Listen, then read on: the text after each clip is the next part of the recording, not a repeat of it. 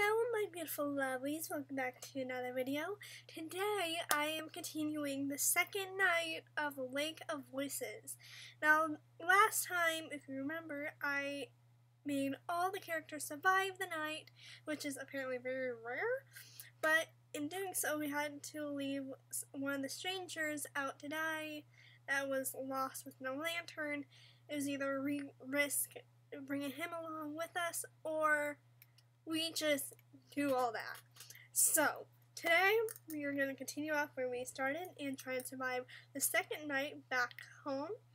And let's see how this goes. Whoa, that's loud.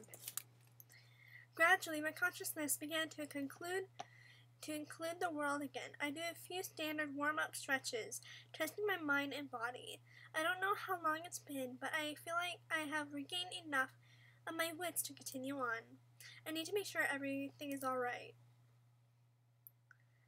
I head through the wooded part of the island. There isn't anything that could be called a path, but I managed to pick my way through the bush quite well. Through a thinner stand of the trees, I briefly catch sight of the guide standing on one of the benches. He seems fine, but even though I'm sure he turned his head toward me, he makes no show of acknowledging me. I continue my trek without hitting that. After moving on, I find Bamel in a jagged clearing, leaning against a tree. He's already noticed me and is looking my way smiling, but as I get closer I can pick up on the sadness behind the jovial expression. So last time, we started a little love route with Bamel, if I am correct. So this is going to be interesting, because I do not want Bamel to die. I am determined to not make him die. How are you faring? Any problems? Everything is fine. I came to check on you. How kind. I've calmed down since then. So, I'm glad to hear that. Is there any way I can help or anything you'd like to say? So I think last time he and the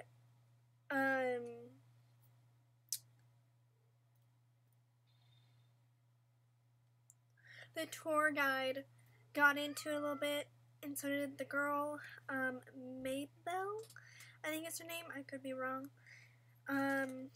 because of me choosing to leave that guy behind, and we could have had enough time, but it was too risky, and I couldn't. It was either do that or risk everybody else dying.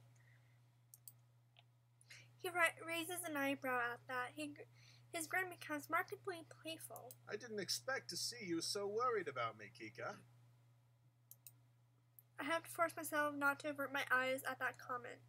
Embarrassment flowing into Bamel notices my reaction. He does not draw attention to it, however.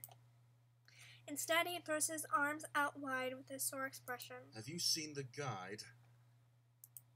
Bamel is clearly asking out a sense of obligation. It makes no secret that he's not pleased to be discussing the guide. I nod in response. I saw him earlier. He is the same as always. Good, good. In that case, I'm going to stretch my legs for a bit.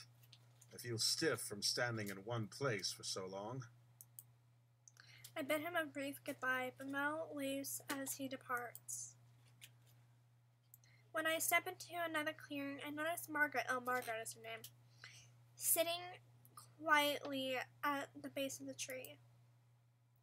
Margaret begrudgingly lifts her head as I approach, enabling me to see that her face is damp and tear-stained, while her eyes are red and puffy. She's been crying. I shift uncomfortably on my feet. Oh, that's right, she lost her glasses in the last episode. Has something happened?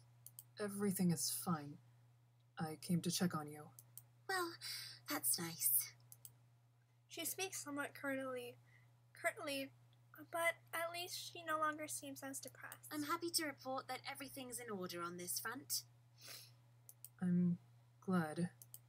Of course, I cannot fully believe that Margaret isn't saying what's actually on her mind, but I have no way of truly reaching her. Is that everything? I suppose it is. My words come out slowly and hesitantly, as though she might change her mind if I abide my time.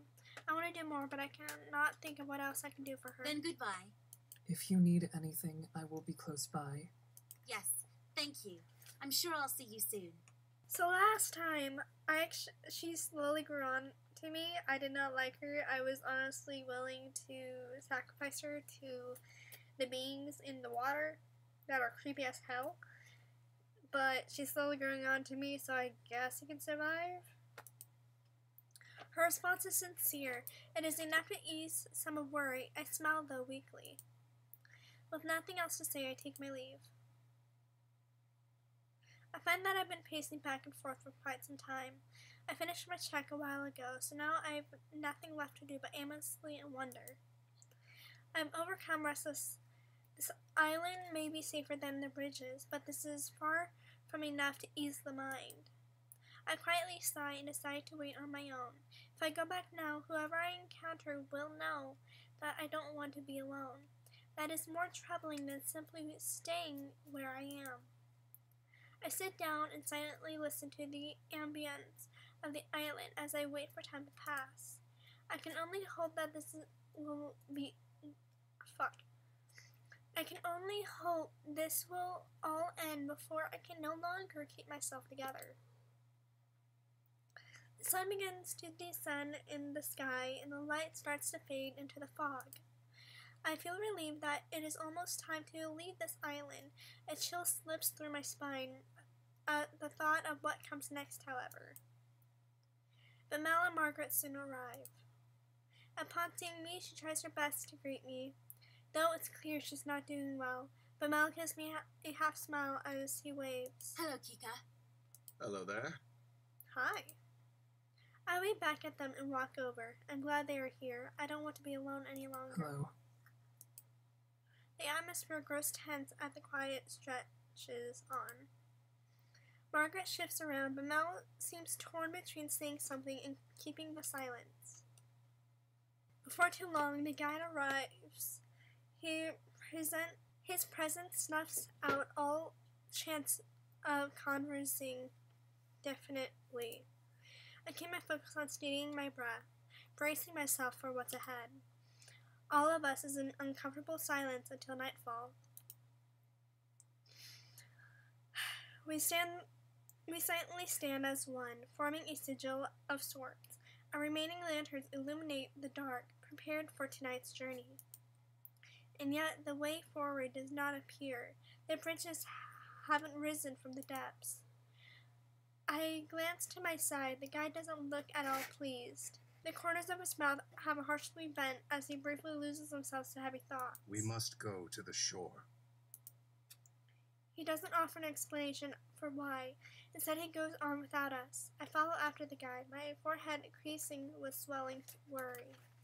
Behind me, I hear Mel's and Margaret's unsure footsteps. The four of us press onto the shore.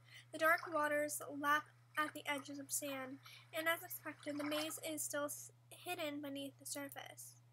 The guide grips his staff tighter still, his knuckles tightening ghostly white. He sucks in a breath of air, like he's about to speak, but he hesitates. We all stare at him expectantly. After a moment more, the guide is fed up with waiting. Bridges are late. If they don't arrive as soon as darkness falls, there's no telling exactly how long it will be before they do. The Mel's face immediately sours, and he isn't able to stay silent about his feelings. So we're going to waste our time standing idly by. There's hardly enough time to make the trip as it is. Complaining won't make these bridges come any sooner, though I sympathize with your frustrations.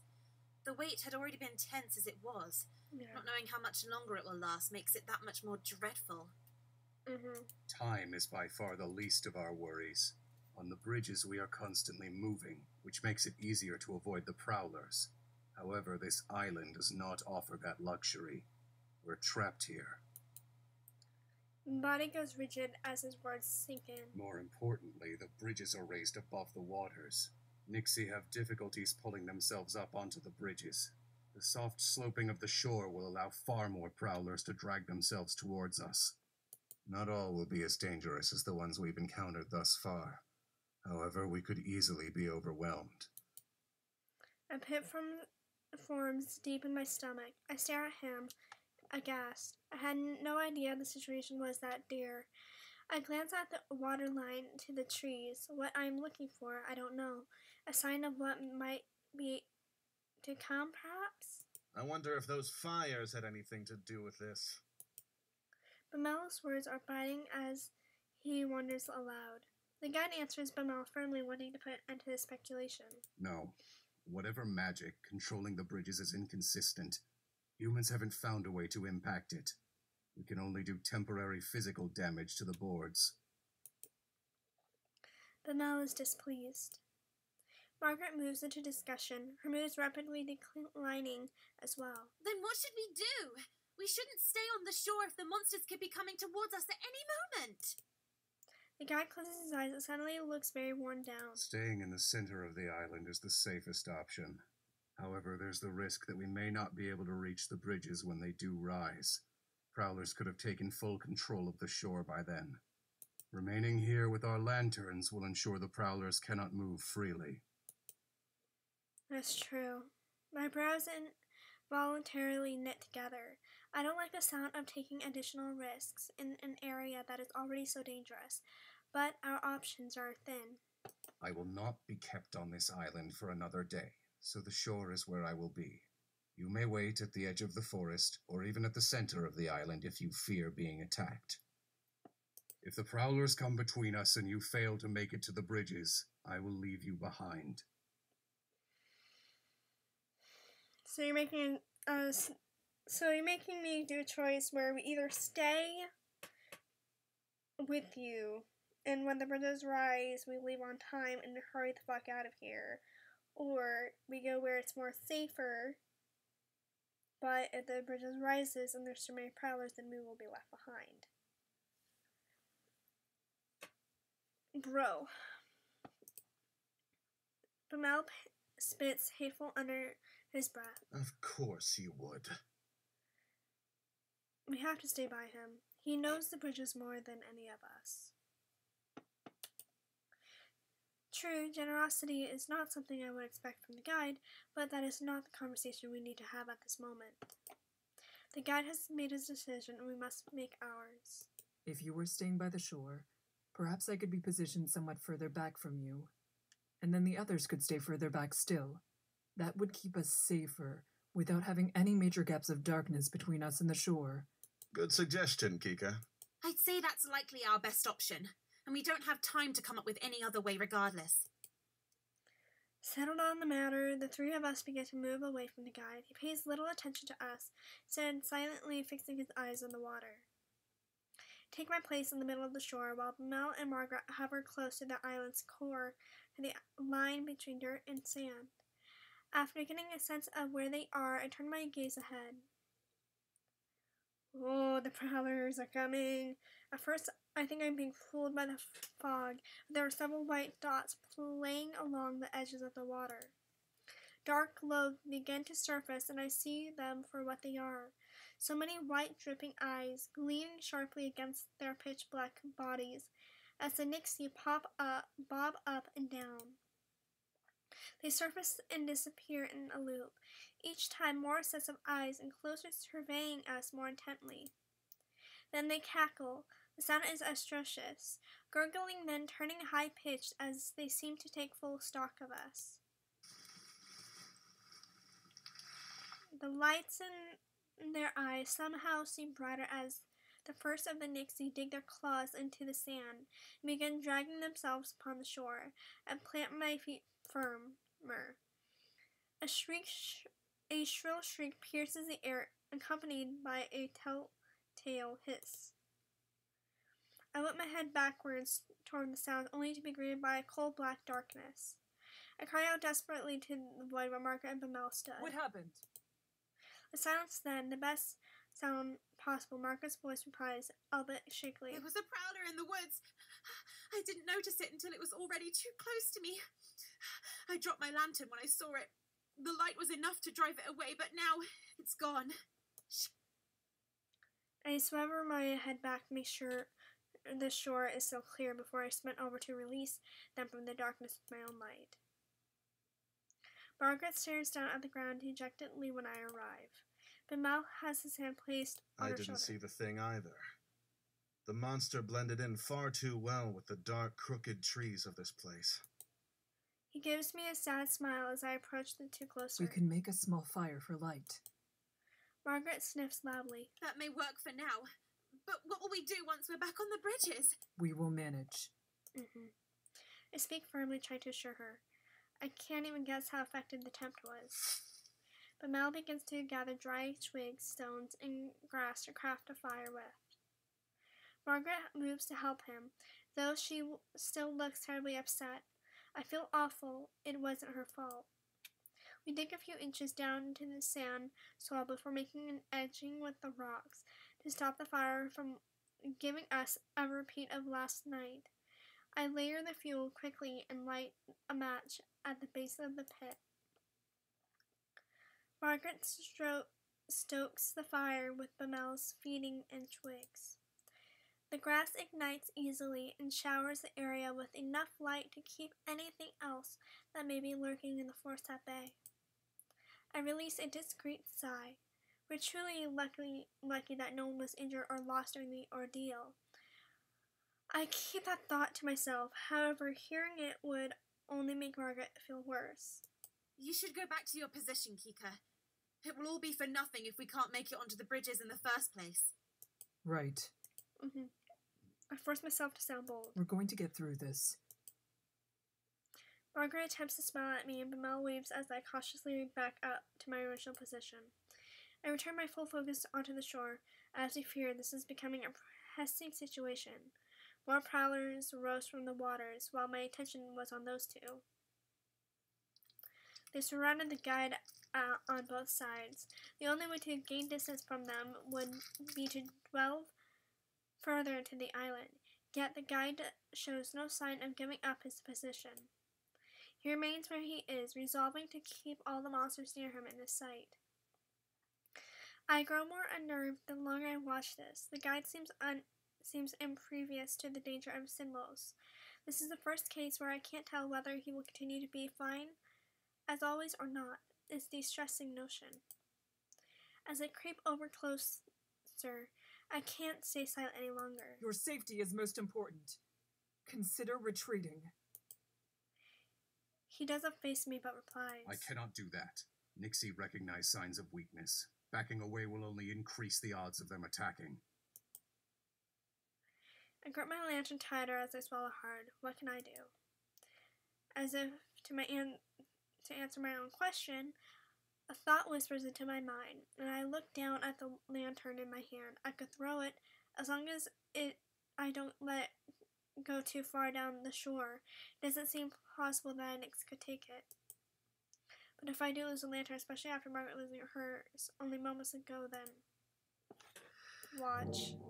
We gotta trust him. He knows what he's doing, but we need the lantern if we are gonna get back. I can't act rashly here. The guide has managed through every situation we've been through, as well as countless others we did not bear witness to resolve to continue with what we planned and keep my position. Without flinching, the guide keeps hold of our position on the water line. I periodically switch between watching him, the others, and the rest of the shore. As I scan the forest, there is a stinging groan. Was that the guide? It can't be. I stand rigid, a painful prickling sensation going down my back, before whipping around to face the truth. He's crouched low on the ground, staring forcefully at a group of Nixie head-on.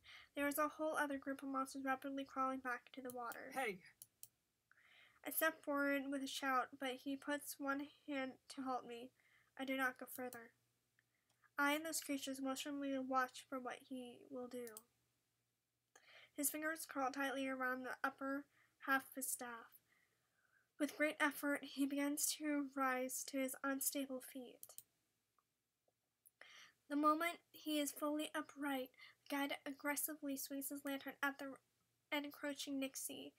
He catches them completely off guard, and they scatter to rejoin the rest of the black depths. The guide crumbles back into the sand unceremoniously. I can hear his ragged breaths as he regains his composure. He tugs at one side of his cloak, bringing it closer to himself. He covers up a dark, growing stain creeping through his right pant leg. Even while collapsed, he seems compelled to hide his fragility. Is that admirable or saddening? I do not know anymore. The guide roughly pulls himself back onto his feet and forces himself to remain standing.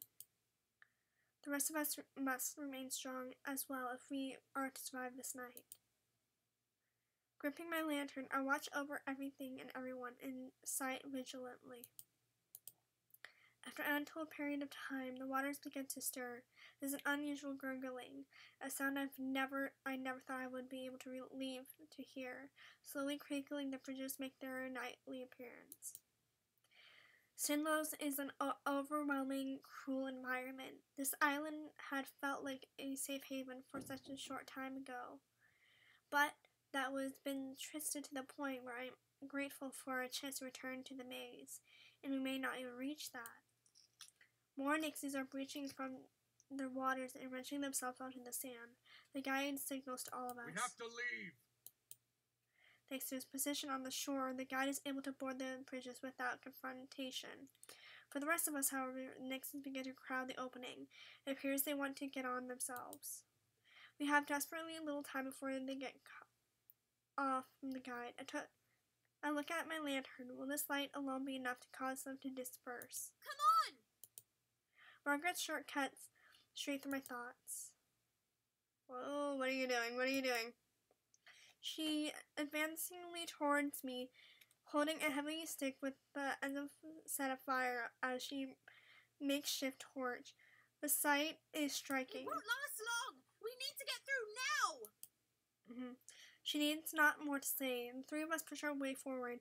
As we advance, Margaret relays her plan. We'll toss the branch when we get close.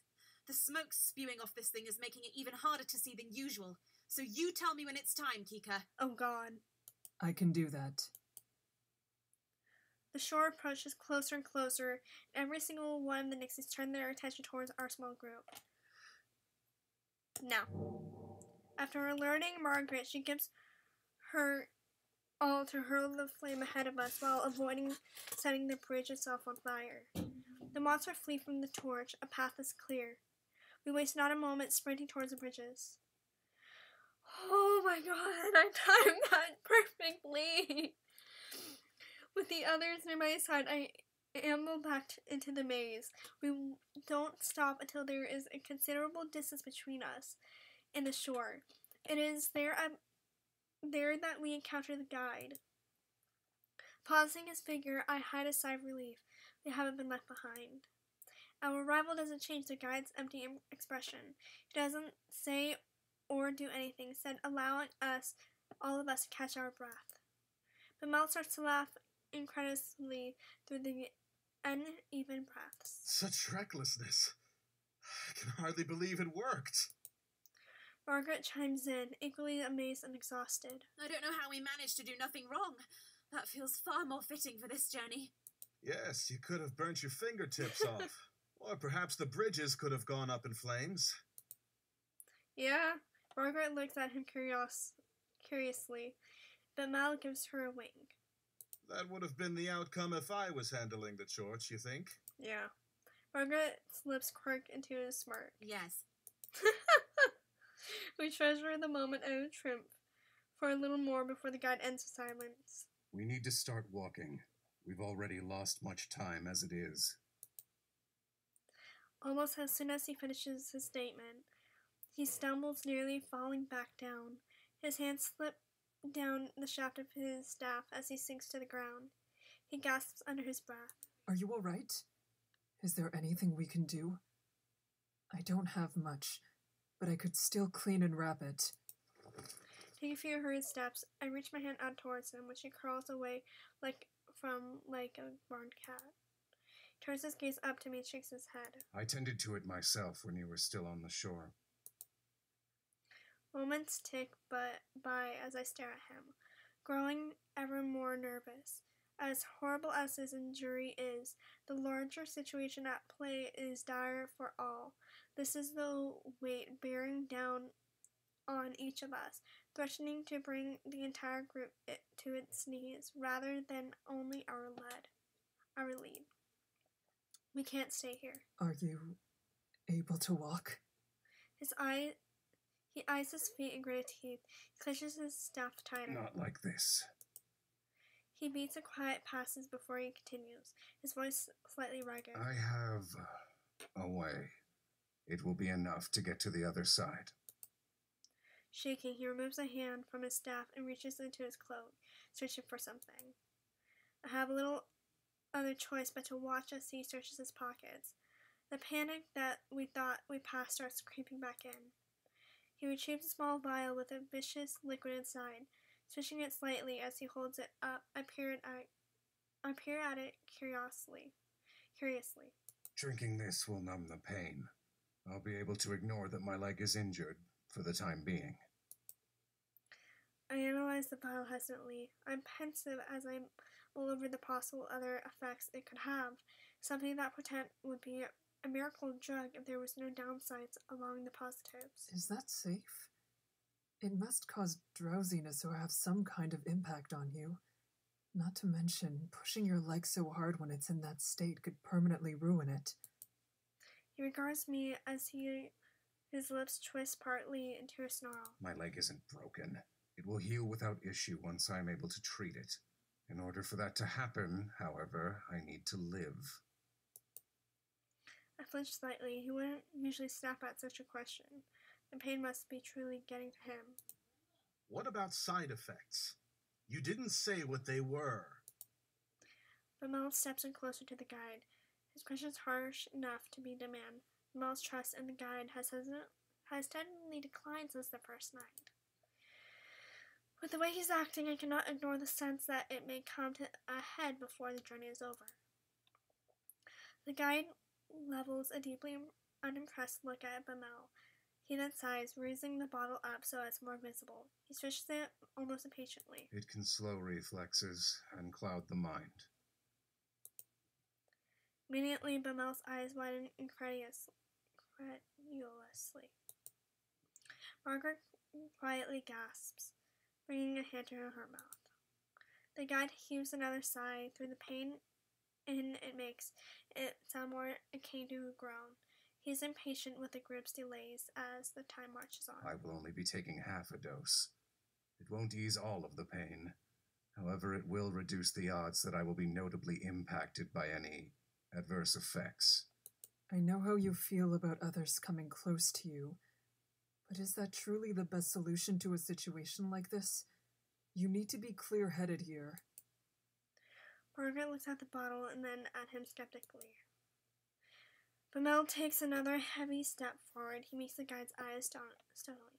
No, you can't drink something like that. I'll carry you. Bamel presses forward, encroaching on the guide's personal space. The guide visibly shrinks back again. However, he can't hobble much further away due to his injured leg. That won't... Before the guide puts another word, Bamel presently snatches the bottle straight from his hand. One is stunned to silence by Bamel's action. Even the guide has trouble expressing any sort of emotion beyond furious disbelief. Bamel ignores all of our reactions and smiles triumphantly, holding the bottle like that as a trophy. You have made it very clear that at the first inconvenience, you would leave us all for dead in the water. As you are now, that is impossible. The guide narrows his eyes at Bamel, who only gave him a taunting grin. So, this isn't about any possible adverse effects. You want to leave me injured and immobile on purpose. Bamel shrugs and then returns to smirking almost cockily. If there were no side effects, I likely would have thought nothing of it. However, mentioning those risks triggered something in my mind. You've never done what's best for the group. You only choose the safe option for yourself. With that in mind, I can't exactly trust you when you tell us that the medicine is truly our one option. Now, even if carrying you means that you will be more at risk than otherwise, I'm willing to make that sacrifice. Mel chuckles diversely and rolls his eyes while spinning the medicine vial between his fingers. I hope you're proud that I'm following your advised method of not considering others, guide. Despite Pamel's sarcastic jab, the guide returns to his usual empty, deadpan expression, makes no attempt to ridicule. There, he accepts it. What of you? He needs it, though. Pamel then turns to look at us curiously. Margaret snores slightly at the inquiry. That stunt was so ill-advised, I never expected even you to attempt something like it. What if the guide had another bottle with him? We would have all been abandoned by now. Pamel pulls a mischievous smirk. I'd have taken that bottle too. Margaret shakes her head at his response.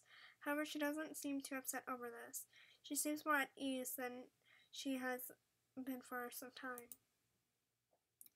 Mel seems rather pleased by the reactions thus far, grinning widely at us. If anyone is worried about my ability to carry the guide for the rest of the night, you shouldn't be. Rest assured, a willowy man like the guide won't slow me down whatsoever. He puffs his chest out proudly. Margaret can't suppress the laugh that bubbles up from her chest. She waves off Mel's boasting with a silly grin on her face. You are an absolute buffoon. Mel's face is me expectantly, and the guide also levels a stealthy gaze in my direction. We may be having a bit of fun getting the upper hand on the guide for a change, but if we don't get back now, we never will. Though, do we truly need to? All that matters is reaching the shore safely. What really is the best in this situation? The guide knows what's best, and if it helps him and he's only taking half of it, then he should take it. Yeah, let the guy take his medicine. His expression immediately falls when I say this. He stares down the bottle into his hand dejectedly. I sigh. I don't enjoy dashing his hopes of not being completely at the mercy of the guide. However, this reckless behavior is more likely to get us all killed. He cannot carry a man for his entire journey.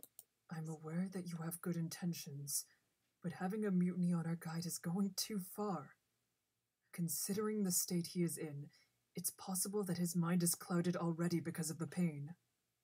What if he is no longer able to keep his eyes open after a while? If the guide cannot take care of himself, then he won't be of assistance to anyone. Exactly. The Mel scans me, and I can tell that he has reservations over my argument. I can't blame him. The guide will not give up on his own life over some pain. Yet I stand by my reasoning and look at him firmly. The Mel looks at me and then back down at the bottle. The others start to grow nervous over our battle of wills. Hand back the medicine. The guide won't leave us behind as long as we follow diplomatically. We all must cooperate.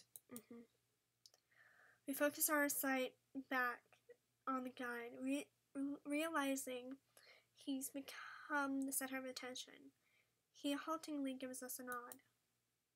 The Mel clicks his tongue a few times before doing as I ask, handing the vial back to its owner. He feebly accepts the glass and uncaps it, downing half the vial without wasting any more time. I feel confident that the guide will continue to show us the way. However, the Mel starts to grow frustrated when the guide does not immediately speak. Pressing his heel into the wooden board below is intoxication. The guide softly rests his forehead against the side of his staff. His eyes droop slightly as he relaxes his muscles briefly. He waits patiently for the medicine to kick in, forcing the rest of us to do the same. After a brief pocket of time, the guide's labored breathing steadies as he slowly pulls himself up onto his feet with his staff as leverage. Despite stumbling slightly in trying to get up, the spike in energy has receiving. We must continue now. What? Dogs are out back. Okay. He doesn't waste the strength communing with us further, instead turning his back towards our small group, and with that the brief statement finished, he starts down the bridge. I can still see him limping. I cannot deny that is worrying. He's already taken half the medicine. When taking enough to properly walk, be so much of a risk. I began to follow after the guide, and the two with me follow behind, making sure to stay within the safe harbor of my light. Once I'm near him, I notice that he isn't becoming more stable in gait. Ponder over whether I should mention my thoughts to him or not.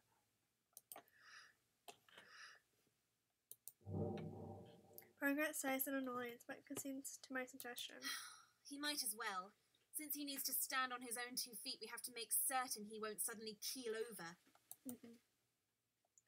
The guide stops in front of us. The view is obscured from the vantage point, but I realize that he puts a hand in his pocket, pulls out the vial. He brings it to his lips and swallows the rest of what's inside. He then calmly tucks the empty bottle inside his cloak. Without another word, he continues on his path. It is unusual for him to take suggestions so easily. The pain must have truly been hinderous.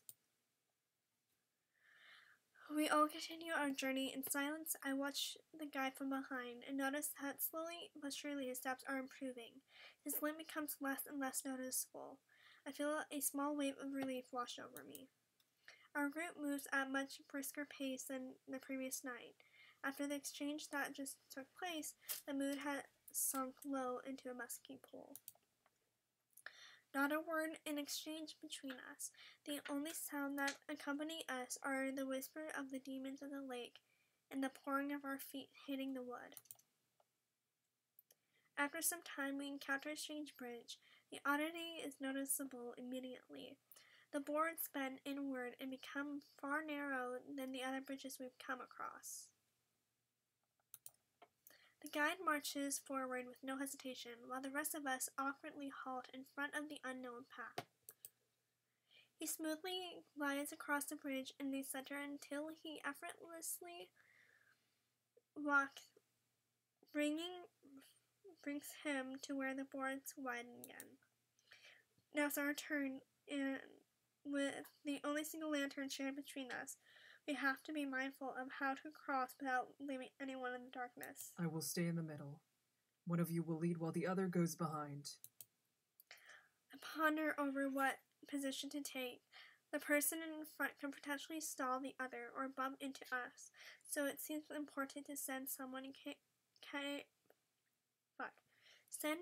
capable of crossing without stopping. Yet, it may also be better to send someone who could possibly be left behind first to ensure that doesn't happen.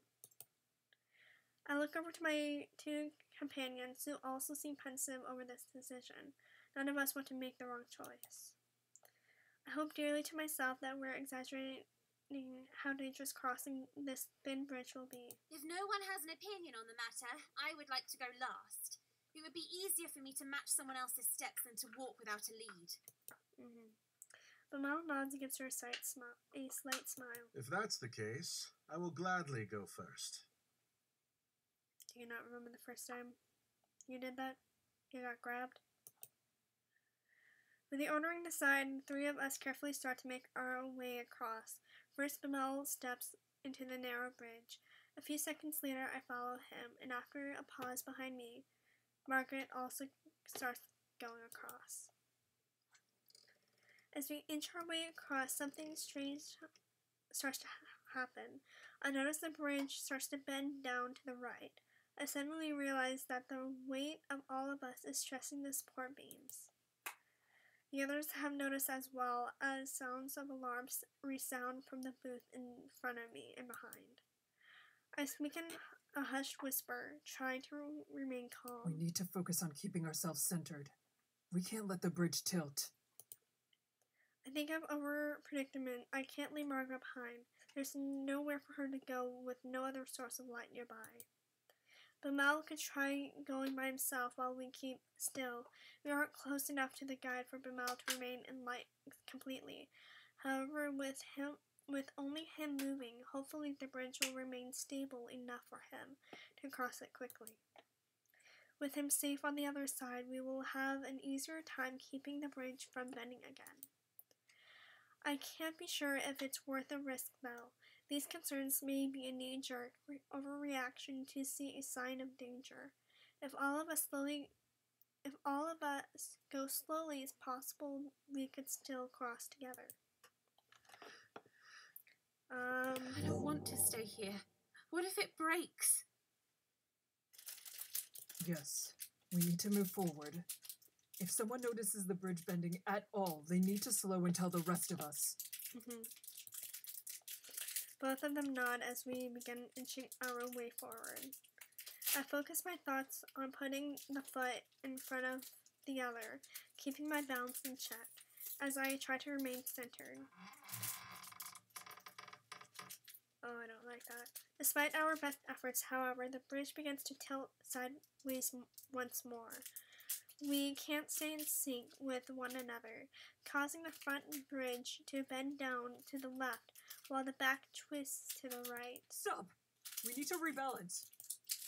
All of us moving our positions at once starts further contours the bridge. It begins to rock dangerously back and forth. I start to struggle to remain on my feet and let alone be perfectly centered. It isn't me alone. The lot of us struggle to keep from toppling over the bridge, waves from side to side. Oh wait. I know you're pulling it off, so I'm just waiting for you. I'm trying to do it really quiet. I know, it's okay. It's okay, Mama, I can edit. I hear a high-pitched yelp from behind me. I turn my head and see Margaret is slipping. She shuffles what the fuck is that word? On her feet and draws dangerously close to the edge.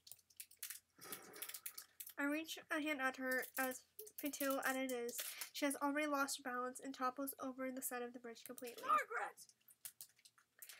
I shout desperately, but my voice can't help. Oh, she struggles just below the surface of the thick water until the monsters make their way to her. She never resurfaced. There's not much as a bubble coming from the lake. Margaret's did. The bridge slowly creaks back into place, sloshing as it settles into its original position, all as if nothing happened. An eerie stillness overtakes the area as I stare, mouth trembling at the place of my companion we lost. I'm overwhelmed with feelings. My eyes fill to brim with tears. Why did this have to happen? Before I have any time to breathe, the guide's voice rang out from the wind from across the bridge. You cannot stay there. You must keep going. I count my breaths and attempt to calm myself. As long as I stand here, Bamel can't move. I'm going to start walking again. All right. But Mel replies with agreement. However, there is a quiet anger running through his response. Eventually, we make it to the other side of the narrow bridge, and the remaining three of us stand together quietly as we process what happened. I place my free hand over my face to cover my eyes as I begin to weep. Not all of us made it. No matter how many times I state it in my head, I'm not able to make myself accept it. We all are here just a moment ago, and yet now, how could this have happened? Forget what you saw. As of right now, nothing matters except for the fact that we have yet to reach the shore. Morning will arrive soon. We must continue. I can understand the words. I need to keep myself together until I reach the shore, and yet it seems impossible to actually do so. Everyone is being lost one by one. I can't take it. But Mel places a firm hand on my shoulder. He tries to comfort me while mourning himself. Bro, you barely knew her.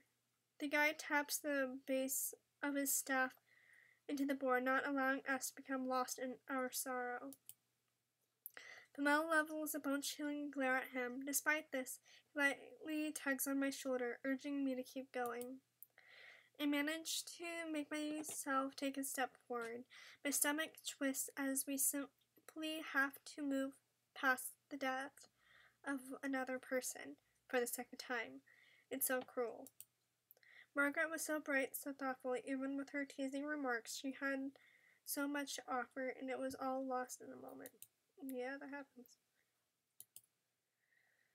After hours of navigating the web of bridges, the faint silhouette of the shore creeps into view. It seems unbelievable that the end is in sight.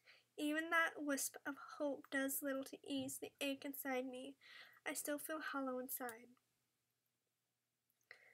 Those of us remaining continue in the direction of the shore, and the darkness around us begins to break. A seed of worry sprouts inside me. Will we make it? The guide ahead seems to have no sign of concern on his face. He's calmer than I have ever seen him. I hold on to the hope that we will be able to make it through.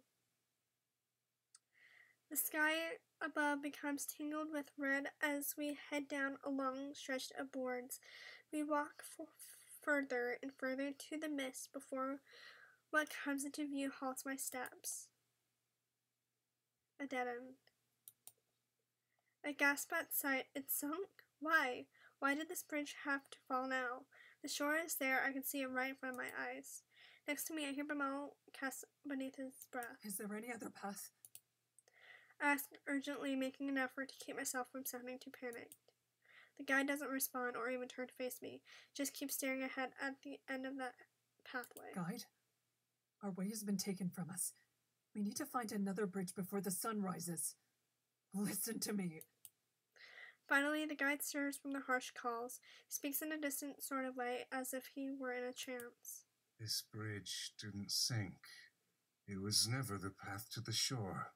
And yet here we are. What? I took the wrong way. We can't reach the shore. I wonder, how much of this was a mistake? Have you lost your damn mind? I don't blame him. This cannot be happening. It can't. He took the wrong way, and he did it intentionally. Medicine. It robbed him of logic. Perhaps it was his will that was lost. If he had taken less, would this not have happened? Or was it over since I left him to the Nixie's watch on the shore? My mind begins to race with a million other questions, but I snap myself out of it. There is one only pressing matter to attend to at this moment in time. I forcefully grab the guy by his shoulder and make him turn towards us. You need to show us the correct bridge, or else we're going to die. He brushes my hand off him, dropping his staff to the side in the process.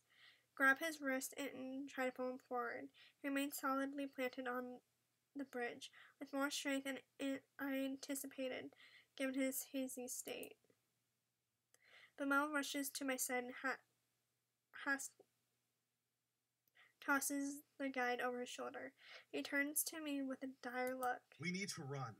We're so close that we may be able to find the shore without him. We couldn't trust his word as he is regardless.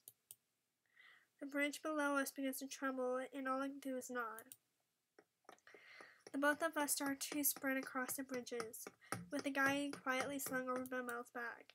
Not too much progress is made before the shaking morphs into an urgent shuddering and sinking. Despite the bridge starting to disappear below, we keep running until there is no more bridge left to cross. I try desperately to tread water by my armor, weighs me down in this dense fluid. Inevitably, my strength is quickly sapped away. I don't sink so much as plummet down into the lake. The painful fighting burning in my lungs takes a few minutes to subside, then I slip into unfeeling nothingness. Really? That's my ending? Okay, I'm gonna do another video of this, but try and get the other endings. So, yeah. Cool. We all died. Cool. Hope you guys enjoyed this video. I will probably try and record this again soon and try and get the other endings. And I will see you all later. Bye-bye.